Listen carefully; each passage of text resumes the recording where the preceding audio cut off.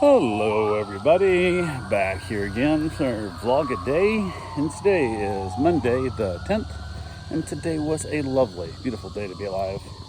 Got this morning earlier than I wanted to, but not as early as I have been, so it's kind of nice. But the big thing that just started my day off with a bit of that just frustration is my wife set her alarm for super early and then turned her snooze off, I think it was 7 times this morning, which just drives me crazy, because if you need to be up early, set your alarm and get your ass up. If you don't need to be up for another hour after your snooze has been off 7 times, then set your alarm for the hour later and actually get real sleep, because the snooze sleep is not real sleep. You think it is, but it's destroying your body. It's just awful. Like, even if you do happen to fall back asleep for a few minutes, then you get woke back up, then you go back to sleep, you get woke back up, back to sleep, and it's way worse than just actually getting up and moving. My ex-wife did that stuff on a constant, regular basis, and it drove me batshit crazy. So got up in that, and then she tells me, I need you to get me up tomorrow early. And I'm like, okay. So I set my alarm for 6:15, so I need you to kick me out of bed if I don't get up at 6:15. I said, okay. So I set my alarm for 6:17 because that's what I do, and I'm like, cool. But went off my day, got the dogs outside, got them out there, got them back in, got them fed, separated, all that kind of fun stuff. Got a couple things done around the house, nothing too major. Went ahead and had the one dog going home today, so I reached out to them. They picked the dog up about noon, so it was perfect. I got to leave about 1 p.m. to take my father-in-law to the doctor, so that'll work out just fine. So with that happening, it works out real well, so I don't worry about the chance that they're almost always like perfect on their time frame. Like when they get here, if they say 11:56, they'll be here by noon. If they say, at the earliest they'll be here at 11:54. Like, they're pretty quick on their estimates and stuff, so was not concerned about that at all, and everything was good to go. So they finally show up, and it was funny because I came inside to kind of wait for them so I can see out the front window, and their dog was like sitting just patiently back about 3 feet from the window, just staring at the window and watching cars go by. Whew, like, nope, not theirs. And you could tell the dog knew they were coming, which is pretty good, because when she's normally inside, she'll usually stand right at the window, nose to the glass, looking for stuff. But she was so much more respectful this time, because I don't know, I think dogs have some ESP in them that allows them to know when the owners are coming. I do believe that's the case. They've done some studies. BBC, I think it was, that did a big study on it, and it was like 85-90% it was happening. Like, it's crazy how powerful that is. So I had one of my clients' dogs that literally, they went out on the boat and we had no idea what time they're coming back. They said it could be 3 hours, could be 6 hours, we have no idea. And they show back up, and the dog was almost dead, and the dog started getting riled up, and I was like, what the hell? So went and looked off the balcony, and here comes their boat around the marina.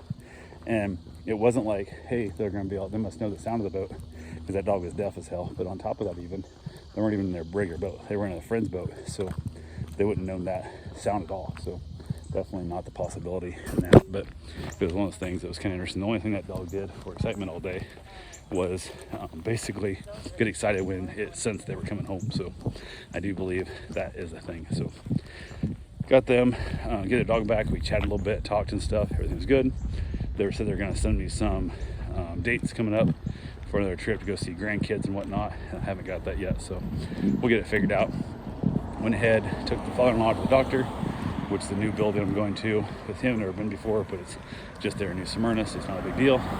It also worked out. I gotta go tomorrow, same building with my mother, but it's sitting right by the railroad tracks over there on Canal Street. And they do a lot of times, they'll swap the trains. They have trade tracks, they gotta change positions. So a lot of times there's sometimes an hour-long delay there. They'll block that road, and I don't ever want to take that chance. So I go the long way around, which only adds like 2 minutes to it, maybe 4 minutes.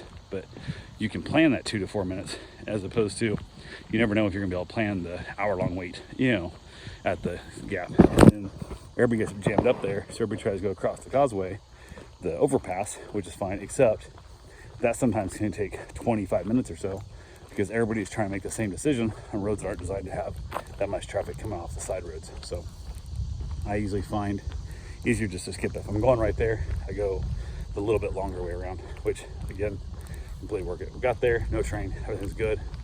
Got him in, went in, found out weeks ago, he was sure what suite it was in, figured out, got him set in there, and he was in there for like an hour and a half, as I was just hanging outside waiting for him. Went and found a little bit of shade, sitting out there chilling out for him, just kind of waiting for him to show up.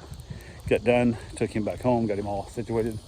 And then tomorrow I got to take him also to Ormond. So I got 2 different doctors tomorrow, which I got another dog getting picked up and a dog dropped off tomorrow also. So I got to schedule around those doctor's appointments, which is always the funnest times. So got back to the house, got a couple things taken care of, went ahead and basically kind of chilling out. It was just hot outside, so got the dog inside. We hung out for a little while in the air conditioning, which usually don't do too much, but it's been pretty miserable. So we hung out inside for a little bit, kind of got a little bit of relaxation going on with the dog and letting her cool off from the heat.